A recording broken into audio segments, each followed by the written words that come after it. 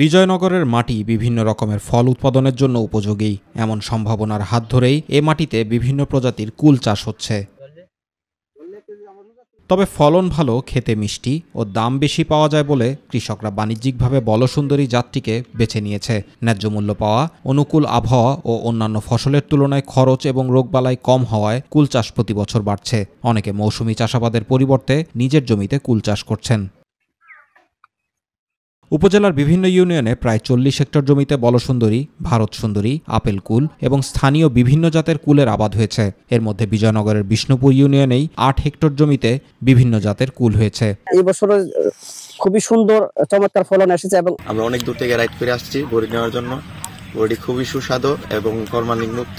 বাণিজ্যিক ছাড়াও অনেকে শখের বাড়ির আঙিনা ও জমিতে বিভিন্ন জাতের কুল চাষ করছেন। 2 কানি জায়গার মধ্যে প্রায় 45টা গাছ। এর মধ্যে আমরা প্রতি বছর প্রায় 2 লক্ষ টাকার মতন বড়ি বিক্রি করতে পারি। এই বাগানে বড়ি মানুষ নিয়ে আমি বাজারে বিক্রি করি না।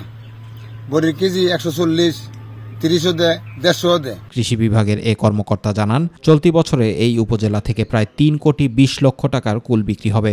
আমাদের প্রায় 40 হেক্টর জমিতে কুল চাষ হচ্ছে এবং আমরা যেটা দেখলাম প্রায় প্রতি হেক্টরে আমরা 10 মেট্রিক টন করে আমরা ফসল উৎপাদন করতে আমাদের কৃষকরা সক্ষম হয়েছে। জেলা কৃষি সম্প্রসারণ অধিদপ্তরের উপপরিচালক জানান, চলতি বছরে জেলায় 194 হেক্টর জমিতে প্রায় 1500 মেট্রিক টন কুলের আবাদ হয়েছে।